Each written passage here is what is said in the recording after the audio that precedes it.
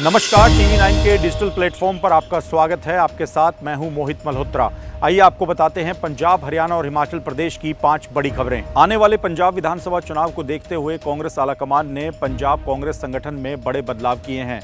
Election committee, manifesto committee के साथ ही अन्य कमेटियों का ऐलान कर दिया गया है। इन कमेटियों में मेंबर्स के तौर पर पंजाब कांग्रेस के बड़े चेहरों को जगह दी गई है। कांग्रेस ने कोशिश ये भी की है कि जातिगत आधार पर भी नेताओं को एडजस्ट किया जाए, ताकि लगातार जो पंजाब कांग्रेस में खबरें आती रहती हैं कि कांग्रेस में गुटबाजी है, पंजाब कांग्रेस के नेताओं का आपस में कोऑर्डिनेशन नहीं है, उन तमाम खबरों पर विराम लगाया जा सके। अगर हम संगठन में बदलाव की बात करें तो पंजाब कांग्रेस अध्यक्ष अमरिंदर सिंह राजा वड़िंग पर फिलहाल कांग्रेस आलाकमान ने अपना भरोसा जताया है और वो अध्यक्ष बने रहेंगे। उनके साथ 3 कार्यकारी अध्यक्षों की नियुक्ति की गई है। संगत सिंह गिलजियां, जो कि पिछड़ा वर्ग से आते हैं, लवाना समुदाय से संबंध रखते हैं, उनको कार्यकारी अध्यक्ष बनाया गया है। वाल्मीकि समाज से आने वाले पुराने कांग्रेसी नेता और पूर्व मंत्री डॉक्टर राजकुमार वेरका को भी कार्यकारी अध्यक्ष बनाया गया है। इसके साथ ही अनुसूचित वर्ग से आने वाले सुखजिंदर सिंह डैनी, जो कि पुराने कांग्रेसी नेता हैं, विधायक रह चुके हैं, उनको भी कार्यकारी अध्यक्ष के पद पर नियुक्त किया गया है। तो ये नियुक्तियां हैं जो कि कांग्रेस अध्यक्ष अमरिंदर सिंह राजा वड़िंग के साथ की गई हैं। ये तीनों कार्यकारी अध्यक्ष अमरिंदर सिंह राजा वड़िंग के साथ मिलकर काम करेंगे। इसके साथ ही पंजाब विधानसभा में नेता विपक्ष के पद को लेकर भी संशय लगातार बना हुआ था, लेकिन कांग्रेस आलाकमान ने साफ कर दिया है कि प्रताप सिंह बाजवा ही नेता विपक्ष के पद पर कायम रहेंगे और जब चुनाव में कांग्रेस जाएगी तो अध्यक्ष के पद पर अमरिंदर सिंह राजा वड़िंग और नेता विपक्ष के पद पर प्रताप सिंह बाजवा की नियुक्ति लगातार बनी रहेगी। इसके साथ ही कांग्रेस ने अलग अलग कमेटियों का भी ऐलान कर दिया है। सुखजिंदर सिंह रंधावा को कोर कमेटी का अध्यक्ष बनाया गया है। विजय इंद्र सिंगला को इलेक्शन और कोऑर्डिनेशन कमेटी का अध्यक्ष बनाया गया है। चरणजीत सिंह चन्नी, जो कि पंजाब के पूर्व मुख्यमंत्री भी रह चुके हैं, उन्हें कैंपेन कमेटी का अध्यक्ष बनाया गया है। डॉक्टर अमर सिंह, जो कि सांसद हैं, उनको मैनिफेस्टो कमेटी का अध्यक्ष बनाया गया है। तो इन कमेटियों में इन अध्यक्षों के साथ ही अलग अलग नेताओं को भी एडजस्ट किया गया है। पंजाब कांग्रेस के जो बड़े नाम हैं उनको अलग अलग कमेटियों में जगह दी गई है। कांग्रेस ने कोशिश ये की है कि जातिगत आधार पर और नेताओं की जो वर्चस्व की लड़ाई है उसको ख़त्म करने के आधार पर ये कमेटियाँ बनाई जाएँ। जो नेता लगातार अलग अलग गुटबाजी का शिकार आए दिन पाए जाते हैं, उनको एडजस्ट करने का प्रयास किया गया है। कोशिश कांग्रेस आलाकमान की यही है कि कोई भी नेता ये बात ना कह सके कि उनको किसी ऊंचे पद पर नहीं बिठाया गया है। कांग्रेस यही चाहती है कि एकजुट होकर कांग्रेस चुनाव में उतरे। कांग्रेस ये मानकर चल रही है कि अभी सत्ता में जो आम आदमी पार्टी है उसे कड़ी टक्कर कांग्रेस ही दे सकती है। इसी आधार पर कांग्रेस आलाकमान ने तमाम कमेटियों में जो नाम है वो नेताओं के तय कर दिए हैं और गुटबाजी को ख़त्म करने के लिए नेताओं को अलग अलग कमेटियों और कार्यकारी अध्यक्ष के पदों पर नियुक्त करके एडजस्ट करने का प्रयास भी किया है। पंजाब के लुधियाना के खन्ना शहर के एक होटल के कमरे से पंजाब पुलिस ने 2 लाशें बरामद की हैं। घटना खन्ना शहर के होटल ग्रीनलैंड के कमरा नंबर 104 की बताई जा रही हैं। दरअसल यहाँ पर बुधवार की दोपहर को करीब 3 बजे एक युवक और महिला ने कमरा लिया था और कमरा लेने के बाद से ही दोनों ने खुद को कमरे में बंद कर लिया। रात के वक्त होटल स्टाफ को शक हुआ जब होटल के कमरे के अंदर किसी भी तरह की ना तो लाइट जल रही थी, ना ही किसी तरह की हलचल थी और ना ही दोनों के द्वारा किसी तरह के खाने का ऑर्डर दिया गया। इसके बाद होटल स्टाफ को शक हुआ और मौके पर पंजाब पुलिस को बुलाया गया, जिसके बाद पंजाब पुलिस की टीम ने और होटल के स्टाफ ने मिलकर कमरे का दरवाज़ा तोड़ा तो अंदर युवक और महिला की लाश खून से लथपथ पड़ी थी। मौके से पंजाब पुलिस को एक 9mm की पिस्टल भी बरामद हुई है, जिसमें से 2 गोलियां फायर की गई थी। पुलिस को आशंका है कि पहले युवक ने महिला को गोली मारी और उसके बाद खुद को गोली मारकर अपनी जान ले ली। इस घटना को प्रेम प्रसंग से भी जोड़कर देखा जा रहा है, क्योंकि युवक और महिला के जो कॉल डिटेल्स हैं उससे पता लगता है कि दोनों के बीच गहरे रिश्ते थे, दोनों एक लव अफेयर में थे और दोनों के बीच पारिवारिक रिश्तेदारियां भी थी।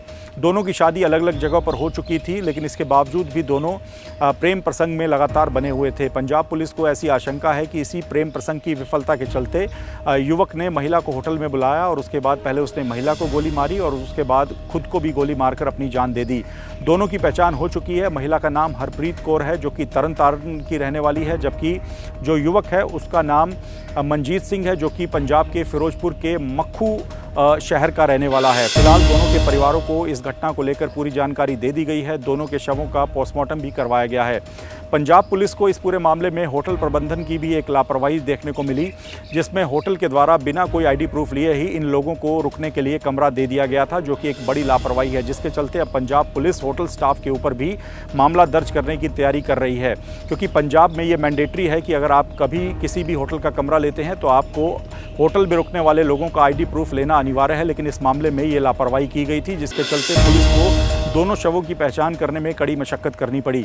हालांकि घटनास्थल से ही दोनों के मोबाइल फ़ोन मिल गए थे, उनका सामान भी बरामद किया गया था, जिससे मोबाइल फ़ोन से जानकारी जुटाकर पंजाब पुलिस ने दोनों की पहचान की और दोनों के परिवारों को सूचित किया। फिलहाल दोनों शवों का पोस्टमार्टम करवा के पंजाब पुलिस पूरे मामले की जांच कर रही है। इस मामले में फोरेंसिक टीमें भी पंजाब पुलिस के साथ जांच में शामिल हैं। पाकिस्तान के करीब 125 साल पुराने श्री गुरु सिंह सभा साहिब गुरुद्वारे को तोड़े जाने को लेकर विवाद हो गया है। भारत में भी इस घटना को लेकर सिख समुदाय और सिख संगठनों की ओर से विरोध किया गया है। भारत सरकार ने भी इस मामले को लेकर अपनी कड़ी आपत्ति दर्ज कराई है।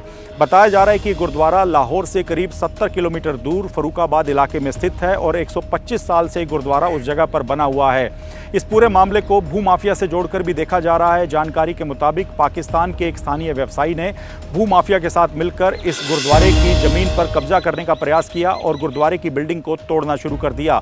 जब पाकिस्तान में मौजूद सिख संगठनों और सिख समुदाय के लोगों को इस मामले की जानकारी मिली तो वो मौके पर पहुंचे और विरोध प्रदर्शन किया, जिसके बाद पाकिस्तान स्थित पंजाब सरकार इस पूरे मामले को लेकर जागी और मानवाधिकार और अल्पसंख्यक मामलों के मंत्री रमेश सिंह अरोड़ा को मौके पर भेजा गया। मंत्री ने मौके पर पहुंचकर तोड़फोड़ को रुकवाया और पूरे मामले की जांच के आदेश दे दिए हैं। इस पूरे मामले को लेकर पाकिस्तान में रहने वाले सिख समुदाय में काफ़ी गुस्सा और नाराज़गी है। भारत में भी श्री अकाल तख्त साहिब और शिरोमणि गुरुद्वारा प्रबंधक कमेटी ने इस घटना का विरोध किया है। इसके साथ ही पंजाब सरकार और केंद्र सरकार ने भी इस घटना पर ऐतराज़ जताया है। शिरोमणि गुरुद्वारा प्रबंधक कमेटी ने इस मामले को लेकर अपनी प्रतिक्रिया दी है और कहा कि पाकिस्तान में बड़ी संख्या में सिख समुदाय के लोग अभी भी रहते हैं और वहां पर कई ऐतिहासिक गुरुद्वारे हैं और इस तरह से गुरुद्वारे की ज़मीन पर कब्जा करना और गुरुद्वारे की बिल्डिंग को तोड़ना बिल्कुल भी ठीक नहीं है और पाकिस्तान की जो पंजाब सरकार है उसे इस पूरे मामले की जांच करनी चाहिए और दोषियों के खिलाफ कार्रवाई करनी चाहिए। भारत सरकार ने भी इस मामले को लेकर कड़ी प्रतिक्रिया दी है और अपना ऐतराज़ पाकिस्तान के सामने दर्ज कराया है और इस पूरे मामले को सिखों की आस्था पर हमला करार दिया है। दिल्ली सरकार के सिख मंत्री मनजिंदर सिंह सिरसा ने भी इस मामले को लेकर अपनी कड़ी प्रतिक्रिया दी है। उन्होंने कहा कि इस तरह से पाकिस्तान में अवैध कब्जों के लिए गुरुद्वारों को निशाना बनाया जा रहा है। पाकिस्तान में अभी भी कई प्राचीन और ऐतिहासिक गुरुद्वारे मौजूद हैं, लेकिन वहां पर भूमाफिया की नज़र है और इस तरह से गुरुद्वारों की ज़मीन पर कब्जा करने के लिए वहां पर तोड़फोड़ कर दी जाती है और स्थानीय प्रशासनिक अधिकारियों के साथ मिलकर इस तरह से गुरुद्वारों की ज़मीन पर कब्जे किए जा रहे हैं। उन्होंने पाकिस्तान सरकार से, पाकिस्तान की पंजाब सरकार से इस पूरे मामले में दखल देने की मांग भी की है। खबर हरियाणा के यमुनानगर से है, जहां पर यमुनानगर के कलेसर के जंगलों से लगातार वन्य जीव भीषण गर्मी की वजह से पानी की तलाश में नेशनल हाईवे और शहरी इलाकों की ओर आ रहे हैं। बुधवार की शाम को एक जंगली हाथी पानी की तलाश में जगाधरी पोंटा साहिब नेशनल हाईवे पर आ गया, जिसके बाद हाईवे पर दोनों ओर वाहनों की लंबी कतारें लग गई।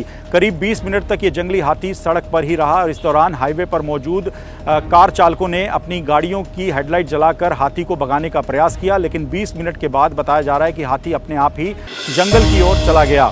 बताया जा रहा है कि भीषण गर्मी की वजह से कलेसर के जंगलों में जो प्राकृतिक जल स्रोत हैं वो सूख गए हैं। इसी वजह से पानी की तलाश में जो हाथी हैं वो यमुना नदी की ओर अपना रुख कर लेते हैं, लेकिन यमुना नदी की ओर जाने के लिए उन्हें इसी नेशनल हाईवे को क्रॉस करना पड़ता है। इसी वजह से पिछले कुछ दिनों में लगातार इस नेशनल हाईवे पर हाथियों को देखा जा रहा है।